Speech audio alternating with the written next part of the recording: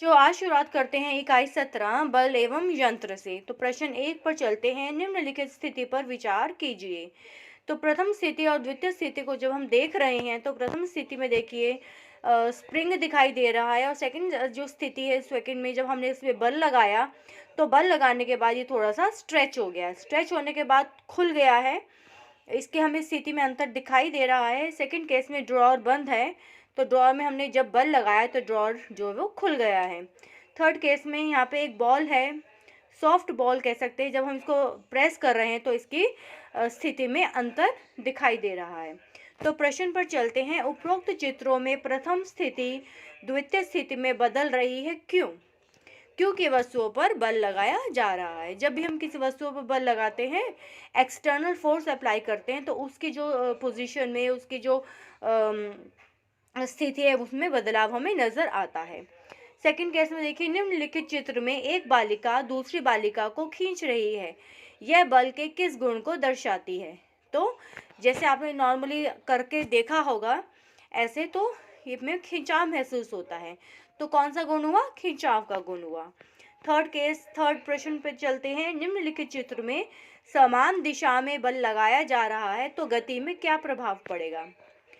तो देखिए, पहले वाला भी उसी दिशा में जा रहा है और दूसरा भी उसी दिशा में ही बल लगा रहा है, तो दोनों बल समान दिशा में लगने के कारण वस्तु की गति बढ़ जाएगी। गति में क्या हो जाएगा? उसकी जो स्पीड है वो बढ़ जाएगी, क्योंकि वो ऐड ऑन हो जाएगा। स्पीड ऐड ऑन हो जाएगी, स्पीड में हमारी बढ़ोतरी हो जाएगी। उसके बाद है फोर्थ केस, देखते हैं। निम्नलिखित चित्र में मेज पर बल बराबर एवं विपरीत दिशा में कार्यरत है। चित्र देखकर सही व गलत का निशान लगाइए। देखिए यहाँ पे जब हमारी मेज रखी है, हमें उल्टी दिशा में बल लगाया जा रहा है, विपरीत दिशा में बल लग रहा है, समान दिशा में नहीं लग रहा है, विपरीत दिशा में लग रहा है। तो जो मेज है यहाँ पे देखिए, इसमें क्या परिवर्तन होगा?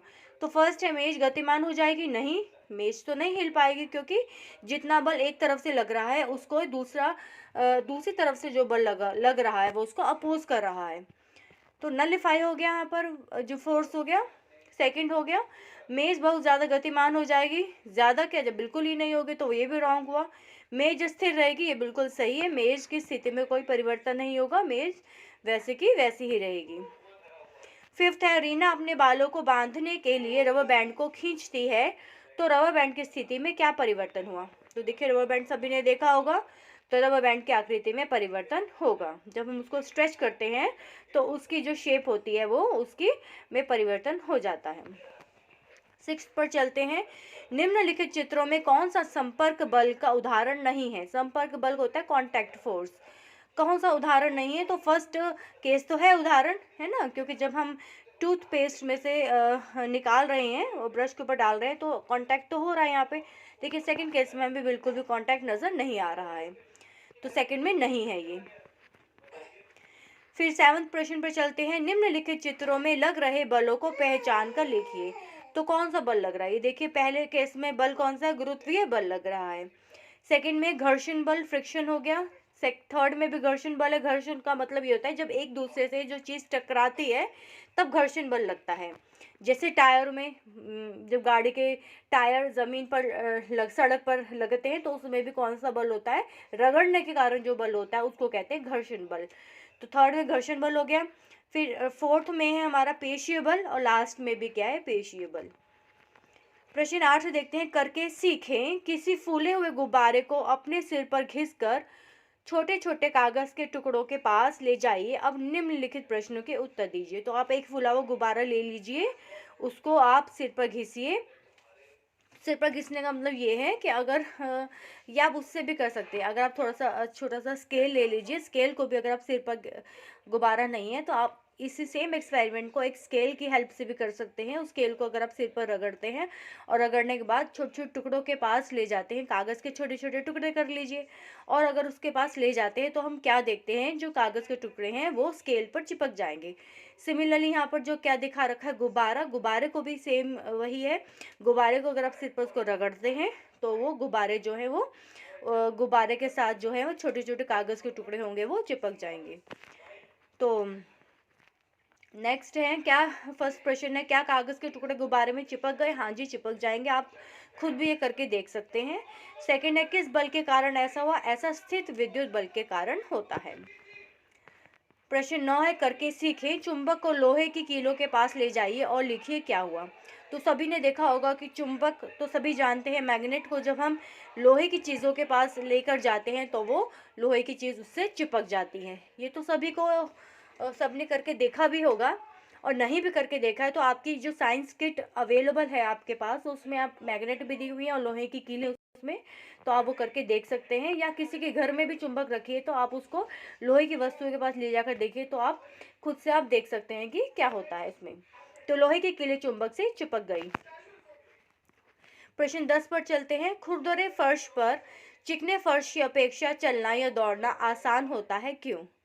देखिए, खुरदरे फर्श पर चलना या दौड़ना आसान होता है क्योंकि खुरदरे फर्श पर घर्षण बल अधिक होने के कारण फिसलन कम होती है, इसलिए चलना आसान होता है। तो देखिए, जैसे बहुत अगर चिकना फर्श है तो उस पर थोड़ा बहुत संभल संभल के हमें चलना पड़ता है, क्योंकि उसमें जो घर्षण बल होते हैं, घर्षण बल बहुत ही कम होता है। घर्षण बल कम होने के कारण गिरने के जो चांसेस हैं वो बहुत ज़्यादा हो जाते हैं। तो इसलिए अगर खुरदुरा फर्श है तो हम आराम से वहाँ पर चल सकते हैं, क्योंकि वहाँ पे घर्षण बल अधिक है। बस इसका मेन रीज़न यही है कि वहाँ पर जो घर्षण बल होता है अधिक होता है खुरदुरे फर्श पर, तो यही कारण है। नेक्स्ट पर आते हैं, प्रश्न 11। नीचे दिए गए वाक्यों में घर्षण बल को कम करने के लिए क्या किया जा सकता है, लिखिए। मशीन के पुर्जों को घिसने से बचाने के लिए, तो हमें घर्षण बल को क्या करना है, इसमें कम करना है। तो हम क्या करेंगे, तेल या ग्रीस लगाना। जब हम तेल या ग्रीस लगाते हैं तो उससे जो होता है घर्षण बल कम हो जाता है। और हमें अब देखिए यहाँ पे हमें फर्श, खुरदरे फर्श में तो घर्षण बल ज़्यादा है, ये हमें फ़ायदा हो गया क्योंकि हम नहीं गिरेंगे। लेकिन हमें यहाँ पे घर्षण बल यहाँ पे हमें कम करना है। कहाँ कम करना है? मशीन के पुर्जों में, क्योंकि अगर इसमें घर्षण बल अधिक होगा तो ये इनके जो जो पुर्जे हैं वो बहुत ज़्यादा घिसने लग जाएंगे। तो उनको कम करने के लिए, उनकी रोकथाम के लिए हमें क्या करना है, तेल या ग्रीस लगाते रहना होता है मशीन के पुर्जों में। दरवाज़ों के कब्जों में जैसे आवाज़ आने लगती है तो उसको भी हमें अगर बंद करना है, उसमें भी घर्षण बल कम करना है, तो हम क्या कर सकते हैं, स्नेहक तेल लगाना। उसका भी यही मेथड है। तो हम इसमें कुछ ना कुछ इसमें ये इसके सॉल्यूशंस हैं। प्रश्न 12 हो गया। फिर चलते हैं, निम्नलिखित चित्रों में प्रदर्शित साधनों का प्रयोग दैनिक जीवन में क्यों किया जाता है। तो देखिए यहाँ पे साधन दिए गए हैं, इनका दैनिक जीवन में क्यों प्रयोग किया जाता है। तो आइए इनके बेनिफिट्स देखते हैं। पहला है, उपयोग करने में सुविधाजनक होते हैं, सारे सुविधाजनक हैं। कार्य आसान हो जाता है, हमारा कार्य जो है वो आसान हो जाता है। कार्य कम समय में भी हो जाता है, ये भी सही है। तो उपरोक्त सही सभी सही हैं, और ये सभी वस्तुएं सभी ने देखी होंगी और सभी जानते हैं कि हमारा जो दैनिक जीवन में इनका बहुत ज़्यादा हम प्रयोग करते हैं। प्रश्न 13, नीचे दी गई तालिका में घर्षण बल के लाभदायक व हानिकारक उदाहरणों को छांटिए। तो देखिए, घर्षण बल अगर ज़्यादा है तो वो लाभदायक भी है, कहते हैं कहीं जगह पर घर्षण बल, और कहीं जगह पर ये घर्षण बल हमारे लिए हानिकारक भी होता है।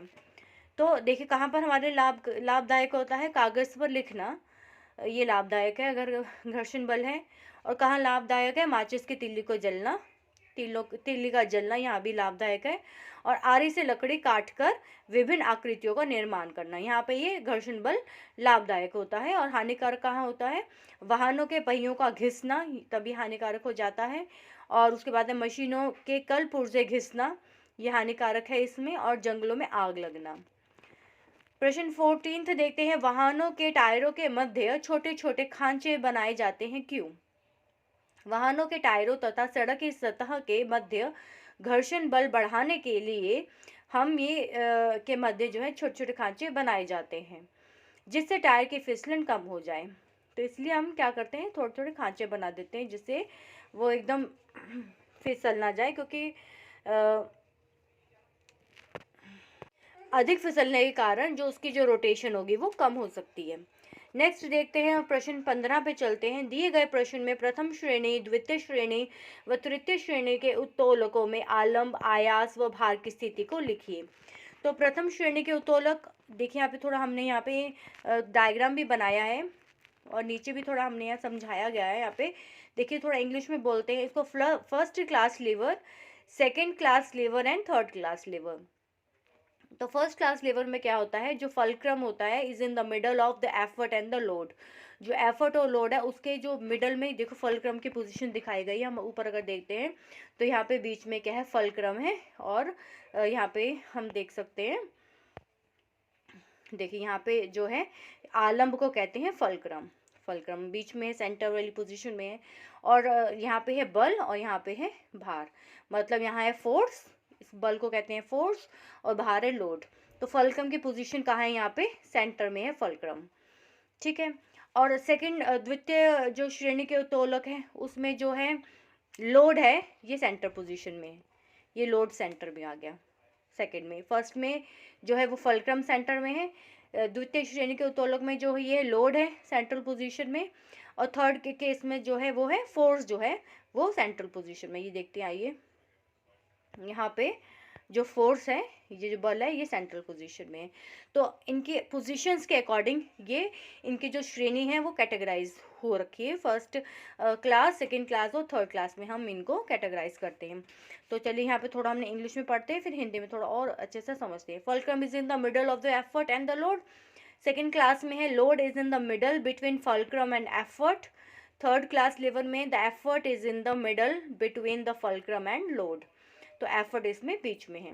तो इनकी अलग अलग पोजीशंस के कारण ये अलग अलग इनके क्लास ये में रखे गए हैं। तो चलिए फर्स्ट क्लास में देखते हैं, इनकी परिभाषा देखते हैं हिंदी में।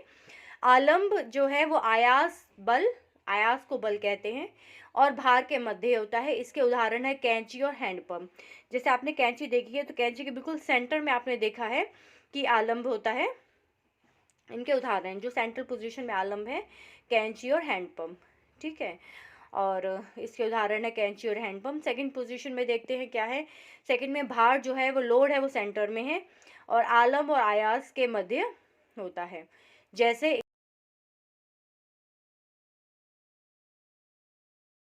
देखते हैं आयास जो है वो भार और आलम्ब के मध्य है, जैसे चिमटा और चाकू।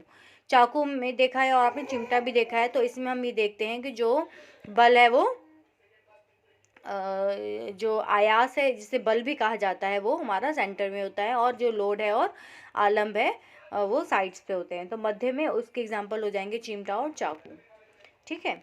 तो उसके बाद है प्रश्न नंबर 16। देखिए यहाँ पे सब हमें दिखाई भी गए हैं कि कहाँ पे क्या क्या होता है। यहाँ पे देखिए,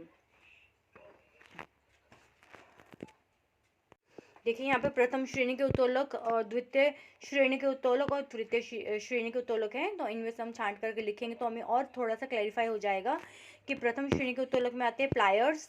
देखिए प्लायर्स में क्या है कि पहली वाली जो पिक्चर है वो प्लायर की ही है, इसमें बिल्कुल मिडल में है, ये देखिए। उसके बाद कैंची है ना, और फिर उसको सीसा झूला, ये भी मिडल में सीसा झूला। ये देखिए तीनों जो हम यहाँ पे देख पा रहे हैं, देखिए एक ये इसके एग्जाम्पल, और कैंची और ये सीसा झूला बिल्कुल सेंटर पोजीशन में इसके। देखिए यहाँ पे सेंटर में, ये भी सेंटर में और यहाँ पे भी सेंटर में। तो हमने ऊपर वाले फर्स्ट कैटेगरी में देखा था कि जब फल्क्रम हमारा कहाँ होगा, सेंट्रल पोजीशन पे होगा। देखिए यहाँ पे आलम्ब कहाँ है, आयास और भार के मध्य में है, तो प्रथम श्रेणी के उत्तोलक में आ जाता है। तो ये प्रथम श्रेणी के उत्तोलक है प्लायर्स, कैंची और सीसा झूला। द्वितीय श्रेणी के उत्तोलक में आते हैं सरोता, पहिए वाली ट्रॉली और स्क्रू गेज। थर्ड तृतीय श्रेणी के उत्तोलक में आते हैं चिमटा, चाकू, झाड़ू, कुल्हाड़ी और फावड़ा।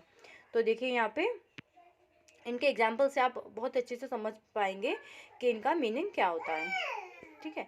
तो इसी के साथ हमारी ये इकाई यहीं समाप्त होती है। अगर आपको थोड़ी सी भी अगर लग रहा है डाउट कुछ समझने के लिए, तो मैं अलग से ही चैप्टर भी बना दिया जाएगा आपके लिए, जिसमें और डिटेल में इसकी एक्सप्लेनेशन होगी कि फर्स्ट क्लास, सेकंड क्लास और थर्ड क्लास के जो कैटेगरी में कौन कौन सी चीज़ें आती हैं, विद एक्सप्लेनेशन आपको समझाया जाएगा उसमें। Thank you.